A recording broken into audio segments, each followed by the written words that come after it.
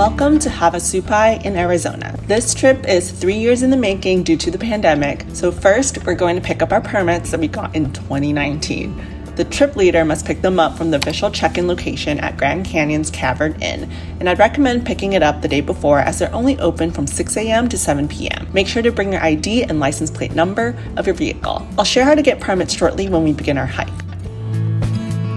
We stayed at Havasupai Lodge and began our drive at 4 a.m. to the Hilltop Trailhead. Make sure to drive slowly as it's pitch black and there may be animals on the road. Parking was very full and we parked about half a mile from the trailhead, and we started hiking in the dark and highly recommend you also begin hiking as early as possible because once the sun is up, it can get really hot.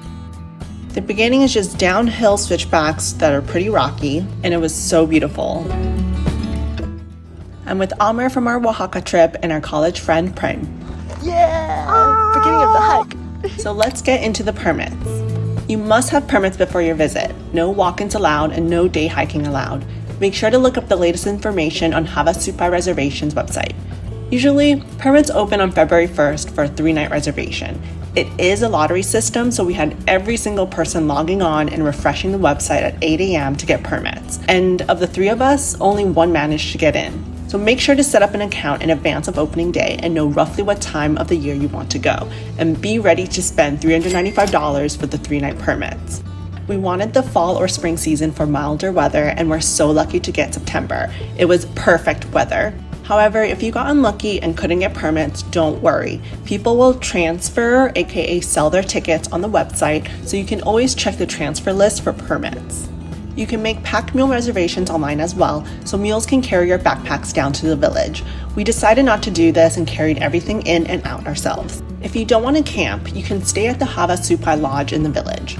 Reservations typically open up on June 1st, and you won't see any videos or photos of the village because you're not allowed to take any photos or videos there. But the village is about 2 miles to the campgrounds, so factor that into your daily hikes to Havasu Falls or Mooney and Beaver Falls.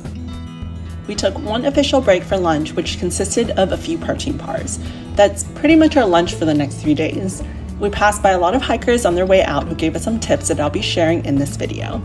Wow.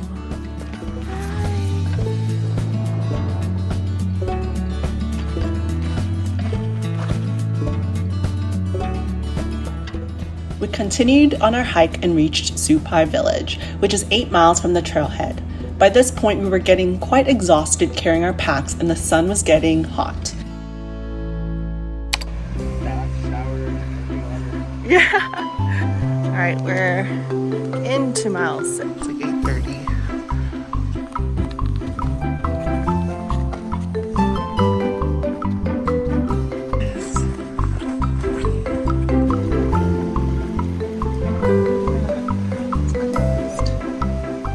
This is also when you'll just be hiking on sand at this point, so your feet will start to ache as well. At Supai Village, you'll pass by the helipad, where you can take a helicopter out of the canyons. It is first come first serve, and you're not always guaranteed a spot as locals get priority. So we also opted out of this option.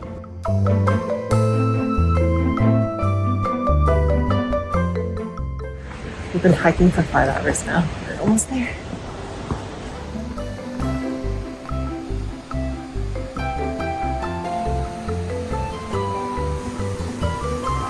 Wow. So good. Oh my god, it sucks. We continued past the village and then past Little Navajo and 50-foot Falls, and we're so happy to finally see Havasu Falls.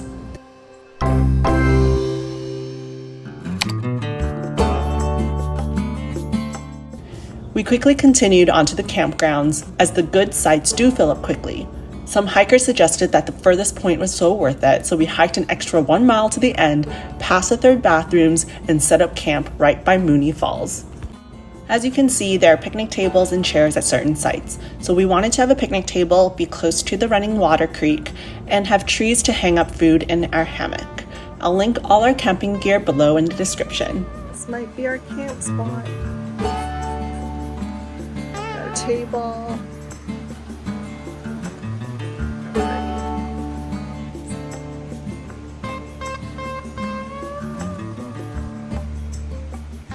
It felt so nice to finally take off our hiking boots and take off our backpacks off.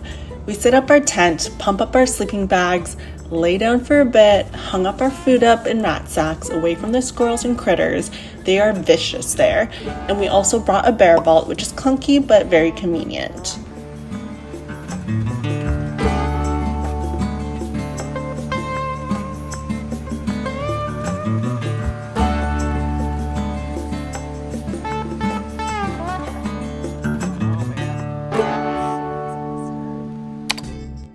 Here's a quick look at the compost bathrooms at the campground. The third ones are known to be the cleanest, and there are toilet paper, but it does run out quickly, so always bring your own.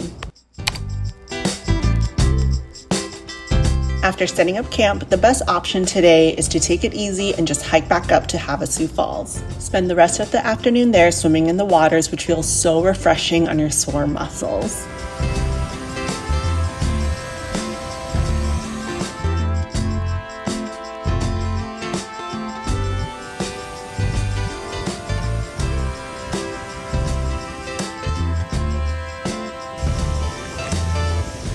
Once the sun is behind the canyon, the water feels quite cold and it's quite misty, so we headed back to camp. But first, we filled up our water at the Fern Spring. We didn't filter the water as others have had no issues with it. And we each had camelbacks, small bottles, and we shared 2 4-liter Hydro Pack water bladders to limit the amount of times we needed to get clean water.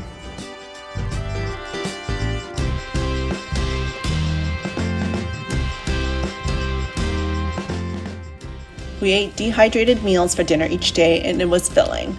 We hung out by Mooney Falls after dinner and finished the night stargazing before going to bed super early.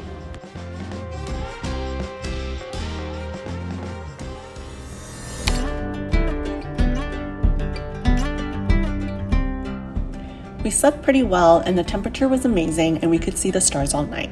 We're up early this morning so we could be the first ones at Beaver Falls, which is a 3-mile hike away. We start off with the hearty breakfast of oatmeal and liquid IV electrolytes as tea.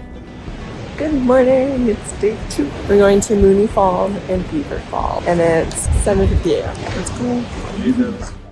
First, we'll have to climb down to Mooney Falls. It is not an easy climb. And some people end up not doing this, but if you're able to, it is not as scary as it looks.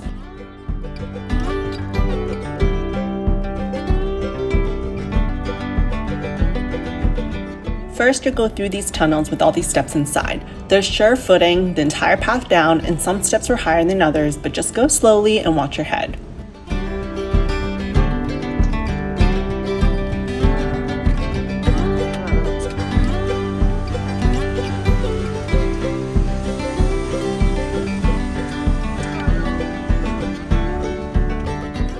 You'll see all these gloves at the end of the tunnels and before the 200 feet climb down.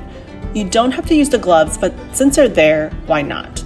It is pretty misty from Mooney Falls, so the chains are wet and slick, but there are steps all along the way and they weren't slippery at all. So just make sure you have 3 points of contact at all times and take your time.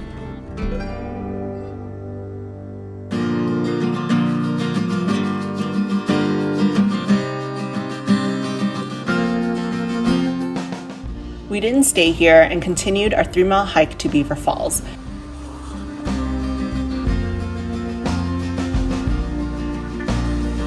Nope, we see a little bit. We're in a simulation, remember?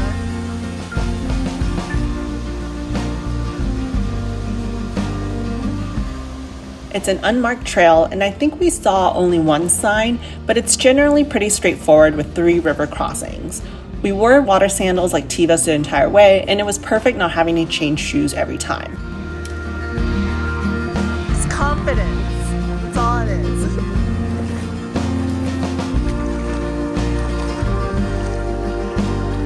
Not bad. We saw a bighorn sheep on our way there, and the scenery here is unbelievable. There is so much greenery, nature, and we had no idea a hike would be this scenic.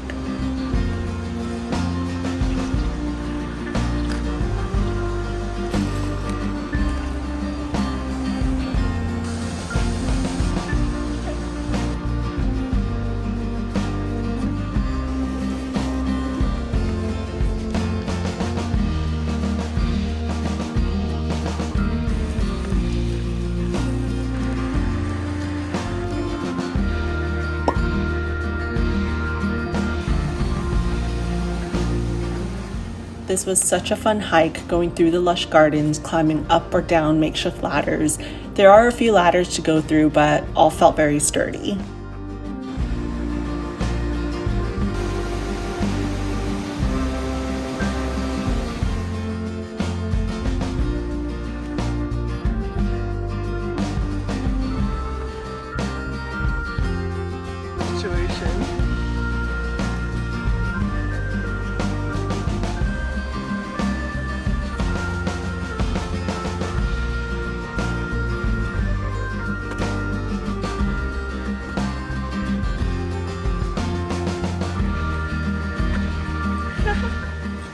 Overall, it's not a very long hike, but we stopped a lot to take photos and check out different viewpoints. And finally, you'll see Beaver Falls from the cliff above, and we'll have to hike down. However, if you're going to the confluence, which is where the Colorado River meets Havasu Creek, you'll continue on the hike for another 6 miles.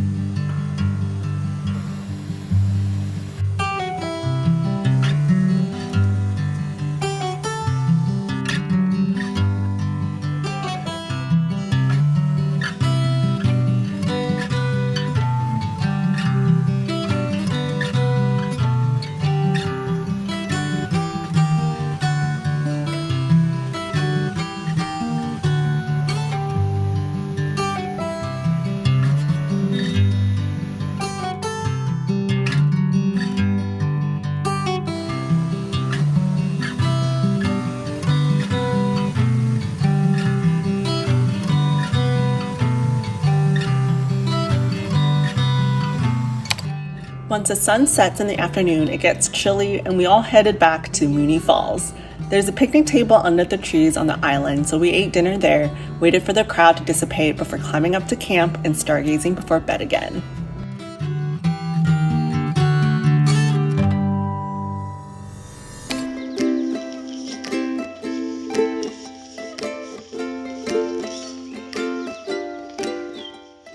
Good morning, it's day 3 and I woke up with a surprise wake-up call from a daddy long-legged spider. I didn't want to wake Amr up, so I got ready for the day, then told him about the spider so he could let it out. For today's itinerary, we are headed to Little Navajo and 50-Foot Falls. I feel like I don't see as many pictures or hear as much about these falls, but I loved 50-Foot Falls and highly recommend checking these two out. We had trouble finding the trails, we didn't do our research beforehand, so we wandered off path many times before finally finding it. So it really prolonged our hike much longer than we were hoping it would be. From the campgrounds, as you head towards the village, you'll pass by a big tree and a big rock, and that's where the trails are. I'm not kidding, that's the only marker there is to identify the trail, so good luck.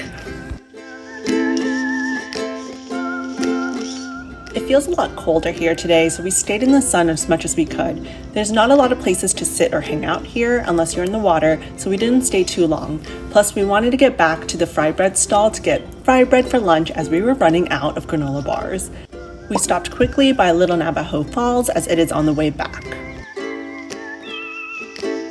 Unfortunately, we waited at the fry bread stall for a few hours, but nobody came, so Prem and I decided to go lay down by Havasu Falls while Amr went back to Little Navajo Falls. Then, Amr came to get us when the fry bread stall opened much later than anticipated, but we were so glad to have hot fried foods for late lunch.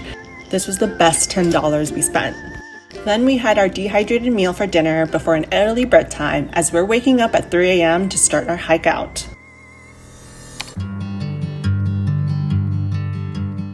Good morning. It is day 3 and we are heading out. We woke up at 3 a.m. but it's like 4, almost 4:30 to pack up all our stuff and make breakfast. So now I'm gonna head out and it'll take us like 5 to 6 hours to hike all the way up. And I'm so excited to get out and can't wait for a hot shower, laundry, and real food. So again, you can reserve a mule to carry your bags out, or you can take the helicopter, but we were on a time crunch to get to Page in the afternoon, so we opted to hike out with our bags. We hiked so quickly that this usually takes people 4 to 6 hours, but we did it in 3.5 hours. We only took one official break, but otherwise we booked it out of there. Since we left later than planned, we only hit direct sunlight for a few minutes before the canyon shaded the sun again. The most difficult part that everyone talks about is the last mile of switchbacks on your way out. It seemed never ending, and Prem, Amar, and I split up at this point. I felt like I was going so slowly, but having hiking sticks helped so much, and I'm so glad that I brought them with me. It felt so amazing to make it out, and I am astonished and so proud of what my body accomplished on this trip. Someone was selling cold Gatorades at the top, so I treated myself to one, and it was such a treat.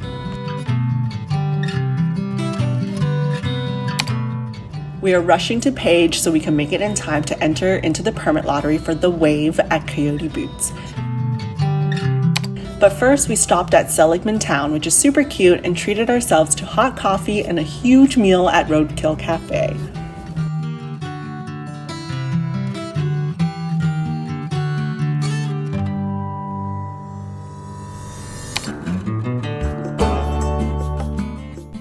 So here's everything I packed for Havasu, and I'll link everything in the description below.